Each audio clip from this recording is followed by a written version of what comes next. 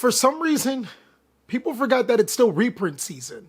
What's going on with your big dog? And it is an amazing Tuesday. I hope that your Tuesday is going amazing. And if it's not, don't let the things in the beginning ruin the rest of your Tuesday. Whether your day is good or bad, I'm going to be attempting to make it better. I'm going to give you a heads up on some cars that you should sell before they plummet in price. That's right, like I said before, it is still reprint season. The time of the year where Konami reprints just about everything, and I mean just about everything. You have to genuinely be mindful of some cards that are maybe abnormally expensive, probably get rid of them sooner than later. There's also some cards that may have hit something we like to call our peak pricing potential. We think that these cards won't go much higher than what they are now, so selling them now would not be a loss. While the Maximum Gold Eldorado set is scheduled to come out on the 19th, something that you probably should watch out for is the Brothers of Legend set that's coming out next month. These two sets were set to come out, but enough with the tongue twisters. These two sets were supposed to come out earlier in the year, but were pushed back, meaning that we are still in reprint season. Some really expensive cards can get reprinted. Now keep in mind, for the most part, these cards that I'm going to talk to you about are merely speculation, but they're going to be reprinted sooner or later, so yeah. So without further ado, let's jump on in so we could talk about these cards. So you guys know that this card is a guaranteed reprint, like, it's been confirmed. The card in question that I'm talking about actually found a way to skyrocket in price despite it being a confirmed reprint. Forbidden Droplet is a spell card out of the Rise of the Duelist set. It is an essential card for duelists to be able to negate your opponent's monster effects and to continue to play Yu-Gi-Oh! So on one side, I can kind of see why there's still a high demand for this card, but at the same time, it's like, what are you doing? Like, seriously.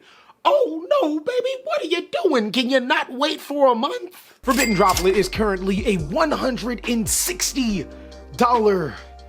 That's more than it's ever been. And I gotta say, that's fairly scary because the glue is real with some of these players buying a card that we know is going to be reprinted in Battles of Legends, Brothers of Legends. Man, that's not smart. The next card I want to talk to you guys about is no stranger to the sell this card list. This card is going to be reprinted sooner than later. We did think in Maximum Gold Eldorado, but Brothers of Legends actually seems like a good spot.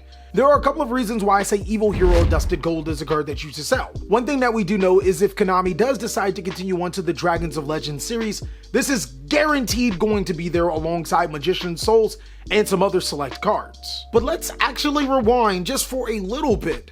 Let's say Konami doesn't decide to continue on the Legendary Duelist seasons because they just suck. Let's say that Konami just decides to go big brain right here. Battles of Legends is normally a set where they decide to reprint some of the most iconic cards. We've got Invoked, Solomon Grade, and Shadal reprints. What's to say that the next set won't have hero reprints? I mean, I seriously tried to rack my brain trying to figure out what would be best in the Battles of Legends set. Altergeist have already been reprinted, Eldritch has already been reprinted. Literally every strategy in Yu-Gi-Oh! That is expensive has already been reprinted except Heroes. And to make matters worse, Heroes did get support in Burst of Destiny. Huh. Are we on to something? Maybe. Regardless, Evil Hero Dusted Gold is a $170 Yu-Gi-Oh! Card.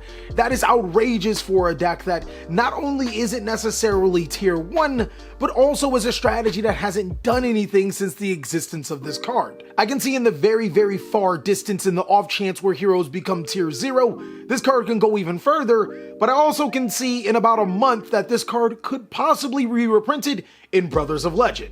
Now, a risky proposition of a card that you could consider selling just came out. The reason why I'm saying it's a risky proposition because I don't feel that it's worth $120, but I can see the circumstances making it $120. Perron de Fleur is a Yu-Gi-Oh! Card that made his debut in the Legendary Duelist Synchro Storm. Right there, when I said Legendary Duelist, you probably should already know why the card is $120. Literally, if this card was probably reprinted in any other set or printed in any other set, it probably wouldn't be nowhere near. The reason why I say this is because Legendary Duelist sets are notorious for just not being good. And seeing that Perron de Fleur is one of the most powerful cards in Yu-Gi-Oh! Right now, and one of the most popular cards as well as the strongest Synchro 10, yeah, it would justify its $120 price tag. Now, the reason why this even makes this list is because here's where you can probably play a numbers game. Baron de Fleur is $120. There's actually a moment where this card will probably sink in price. If it does, I think it'll sink around the 80 range, meaning that if you sell Baron de Fleurs right now, you get a $40 profit. Yes, a very, very risky proposition, as Baron de Fleur may not go down at all. I don't necessarily see it going up though. Now, I'm not necessarily done with my hero conspiracy. I'm gonna go back 2 more times, and the second time is going to be for evil hero Malicious Bane. Now, obviously, in a Battles of Legends set that would reprint, or whatever set that would reprint a Dusted Gold, Malicious Bane is almost guaranteed to follow. This card is a whopping $150 per copy and suffers from the same situation of a Dusted Gold. It's a card that hasn't necessarily proved itself to be $150, is riding the hype of the coattails of hero archetypes, and while it could go higher if heroes become tier 0, not likely. Now, I don't mean this as a slight to hero players. I like the hero strategy myself, but work with me, guys. Wouldn't it be a lot better to see that evil hero a Dusted Gold and Malicious Bane as a secret rare as opposed to an ultra rare? Now, this just has nothing to do with my hero theory, but to add on to my hero theory that I was talking about, there's a card that actually is, it has no business being this expensive. Destiny Hero Dasher did come out some ages ago, but the common is more expensive than a lot of Yu-Gi-Oh cards right now. I get it, Destiny Hero Dasher is the perfect fusion Destiny target, seeing that it is the level 6 Destiny Hero monster that has the requirements for your Destiny Phoenix Destroyer, but $12 for a common? What are we doing? The ultimate rares have every business being $100+, but the commons, are we serious? I strongly feel that when printing Phoenix Enforcer, Konami already knew that this was a card that would be fairly popular. I'm fairly confident it will be in the Brothers of Legends set as an ultra, which will probably make you feel bad by those commons you probably should have sold. Now, maybe not now, but in the near future, I definitely see this card being reprinted.